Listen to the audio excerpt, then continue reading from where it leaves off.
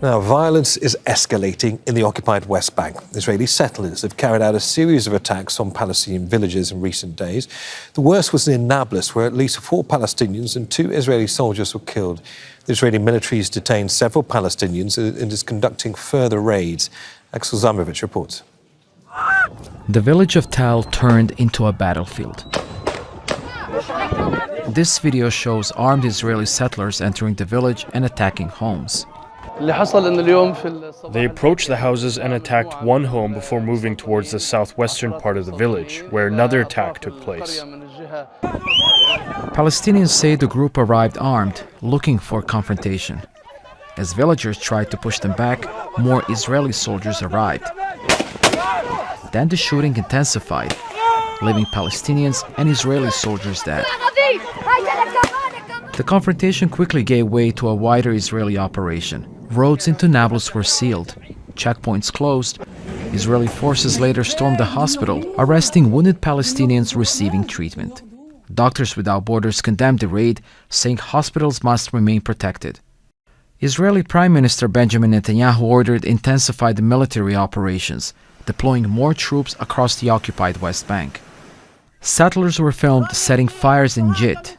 More Palestinians were wounded in Farata, Sira, and Urif. Within hours, violence had spread from one village to several. The settlers cannot be stopped. No one is deterring them. Their brutality and violence is increasing. People are only trying to protect their families and their homes. That is what happened. For Palestinians, these settler attacks are part of a broader reality, where expanding Israeli settlements are considered illegal under international law continue to grow, and that every new outpost means more Palestinian land will be stolen. Axel Zamovich, Al Jazeera. Nour, Odeh joins us live from Ramallah in the occupied West Bank. Nour, after all of the violence on Friday, what are things like there now? Well, it almost feels like the occupied West Bank is on lockdown. If you go on the road anywhere connecting Palestinian cities, you will hardly find Palestinian cars driving. And that's because Israeli settlers are attacking Palestinian license plate cars anywhere they find them. Israeli movement restrictions are also increasing. Many of the military checkpoints have been shut down, and only those who really need to move from one place to another are braving those conditions. In the meantime, Israeli settlers continue to attack communities across the occupied West Bank, setting up 4 new illegal settlement outposts, including one close to Til, where those 4 Palestinians and 2 Israeli soldiers were killed. And that's after, of course, settlers razed the olive groves in Til itself. So those attacks continuing. We continue to monitor reports of stepped-up attacks, of taking over of Palestinian homes in at least 2 communities in the center area of the West Bank. It sounds, Nour, like communities there are bracing for impact, and we know that Benjamin Netanyahu's promised to go in hard in response to all of this. How is this moment playing out in Israel? Well, in Israel, there's a contrast between the statements from government officials who are vowing collective punishment steps, as human rights organizations have described them, who will be demolishing the home of the man accused of firing at the 2 soldiers and of carrying out more raids, intensified raids, especially in the Nablus area. But we're hearing also from former officials, someone like Bogi Ya'alon, who was a minister of defense, saying that the West Bank faces a Jewish terrorism problem, one that is endorsed by the government. There's a wider context here, which is upcoming Israeli elections. A minister like Bezalel Smotrich is endorsing the Israeli settlements, these settlers, the settler groups who are setting up these outposts because they've helped his numbers. And this we see repeated and again and again and again. More on that dynamic in this report.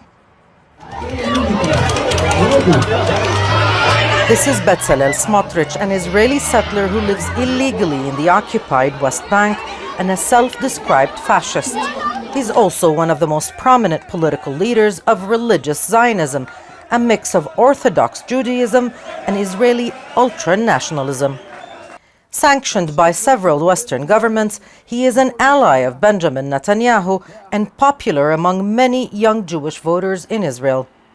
The goals of the next term: eliminating the idea of the Arab terrorist state, cancelling the cursed Oslo Accords, and advancing on the path of sovereignty, while encouraging immigration in Gaza and also in Judea and Samaria. In the long term, there is no other solution. Yet polls suggest his Religious Zionism Party could fail to secure the required numbers of votes to join the Knesset, the Israeli parliament, in the upcoming elections. Smotrich is banking on his achievements as the minister in charge of the settlement department within the defense ministry to secure victory.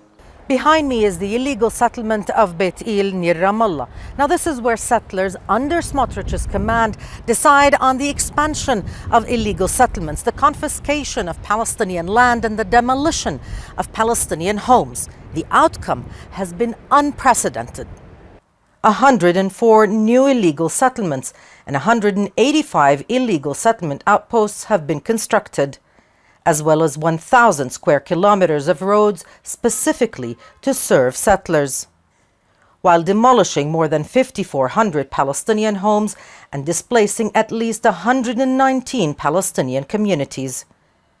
Smotrich has increased campaigning in recent weeks, announcing plans for 3 illegal settlements in the Gaza Strip and taking part in a march by a settler movement towards Gaza.